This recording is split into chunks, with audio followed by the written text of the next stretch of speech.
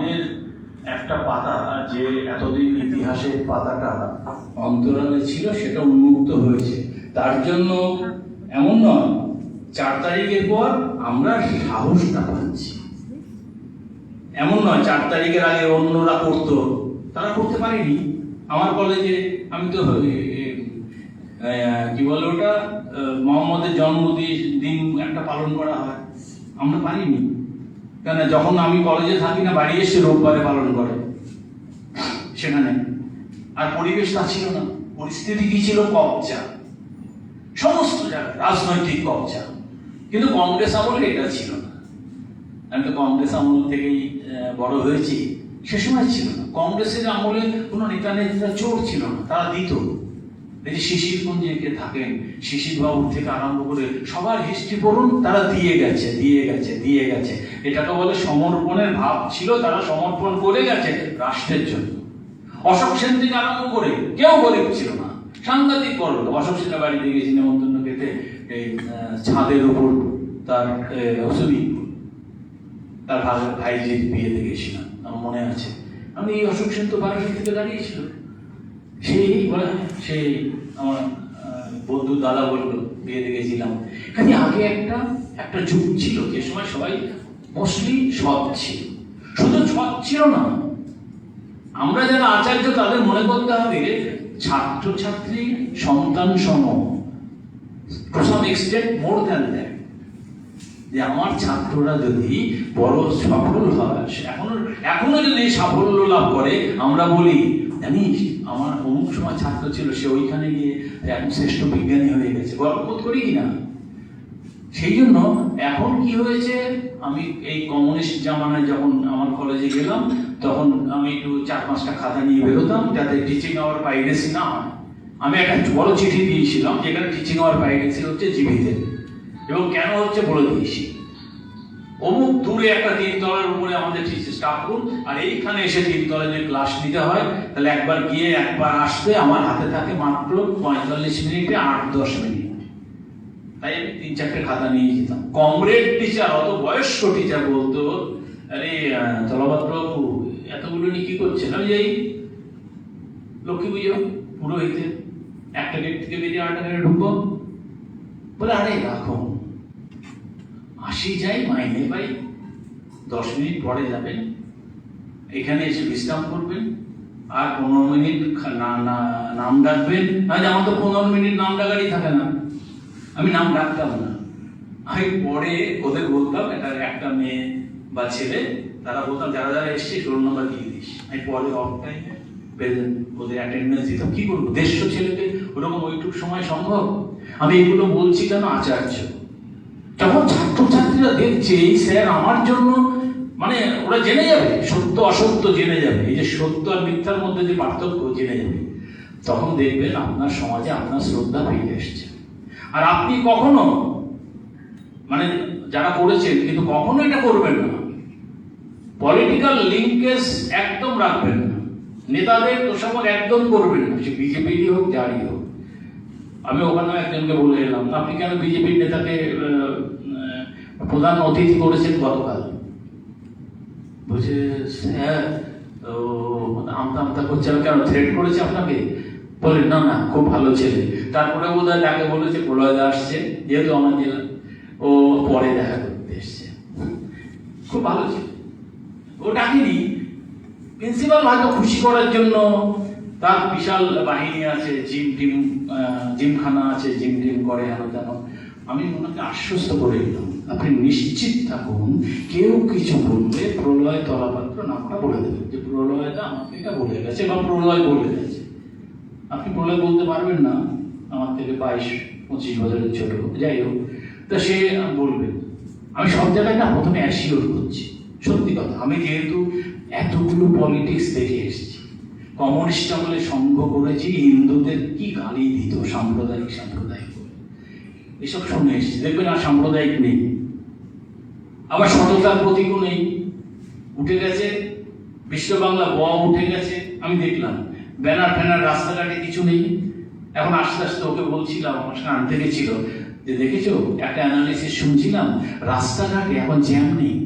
মানে কেন নেই দেখেছো? আশেপাশে দেখো বাইক নেই, অর্থাৎ বাইক বাহিনী হাইডে চলে গেছে, কারণ তারা এখন আর বেরোচ্ছে না, তোলাবাজ বাহিনী। তাদের ভিড়ে কলকাতায় মোড়ে মোড়ে জ্যাম থাকতো, সেইটা নেই। তো এই পরিবেশ যে পাল্টেছে, আমরা যাতে এই পরিবেশ ধরে রাখতে পারি এবং আপনার মনের মধ্যে আপনি খুব স্বচ্ছভাবে আমি যা যা বললাম সেগুলো মানে সত্যি হিসেবে নিন।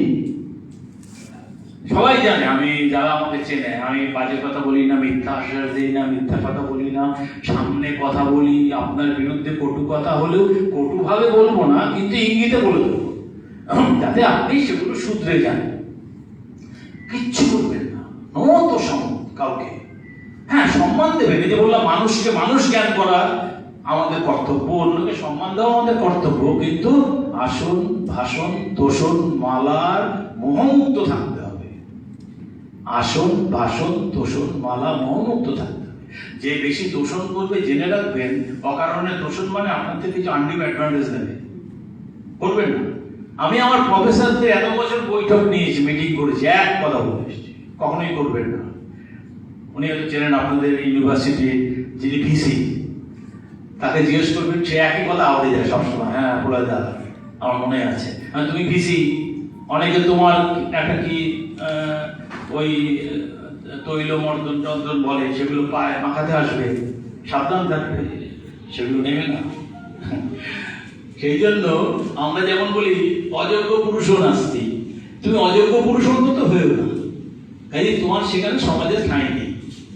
তুমি যোগ্য পুরুষ হও মানে সঠিক কাজ করো, সত্যি কথা বলো। আজকে এই যে কতগুলো কথা বললাম, এই পরম্পরা বহন করে এসছে শ্যামাপ্রসাদের পরিবার। শ্যামাপ্রসাদের পরিবার কেন বলছি? একজন মানুষকে যদি আপনাকে জানতে হয়, তার পেডিগ্রি জানতে হবে। সবসময় পেডিগ্রি জানতে হবে তার কোনো মানে নেই। দৈবায়ত্তম কুলে জন্ম, কর্ণের মতো ব্যাসদেবের বাণী আছে, পেডিগ্রি আছে, কর্ণ জানতো না। মদায়ত্তম হি পৌরুষম, কিন্তু পৌরুষ অর্জন করা, পৌরুষ মানে সব সদ্গুণ ভালো গুণ অর্জন করা, ওটা আপনার কাজ। খুব ভালো কুলে জন্মালেও আমাদের ধনানন্দ যে রাজা ছিল, সাংঘাতিক মানে বাজে, আমরা জানি ধনানন্দ কত করাপ্ট ছিল, তাতে অনেক ভালো কুলে জন্ম ছিল। দ্বিতীয় পরশুরাম তার বাবা ছিল মহাপদ্মানন্দ, কিন্তু সেই কুলে জন্ম হয়েও সে ওরকম খারাপ হয়ে গেল। কিন্তু অধিকাংশ জায়গায় এটা ঠিক যে আমাদের পেডিগ্রিটা যদি জানি, তাহলে আশা করতে পারবো হ্যাঁ এই পরিবারের অন্তত কিছু মানে যাই হোক না কেন এরা ভালো হবে। এক দুইজন এদিকে ওদিকে হতে পারে, সেটা আলাদা, exception proves the rule.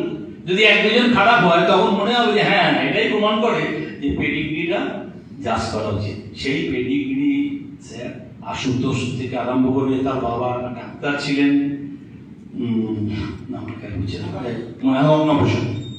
অঙ্গপ্রসাদ Mukhopadhyay doctor ছিলেন, এবং কি ছিল গ্রামের লোক তারা।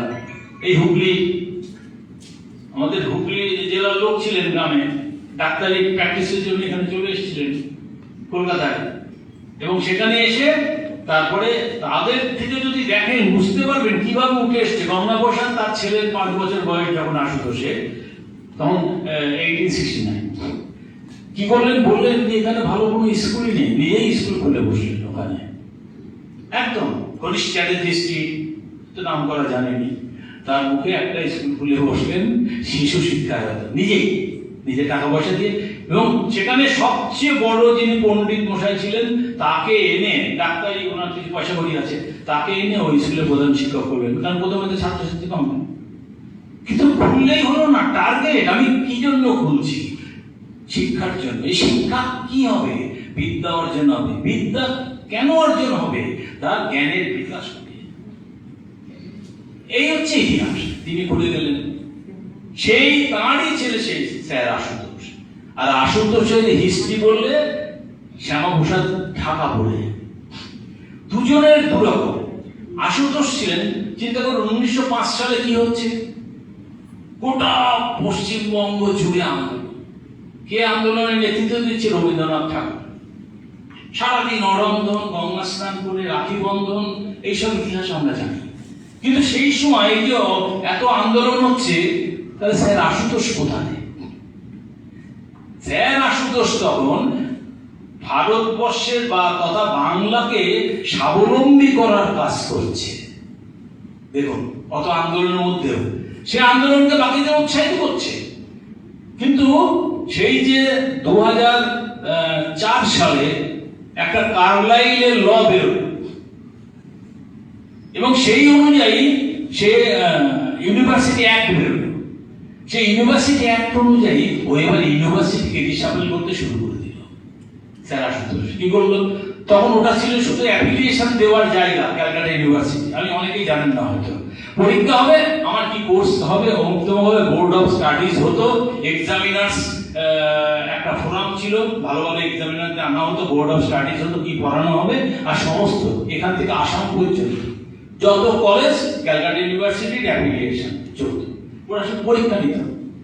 এবং সেই পরীক্ষা কোথায় হতো? সেই বলে আশুতোষ হল, বড় বড় হলে এসে পরীক্ষা দিতে হতো।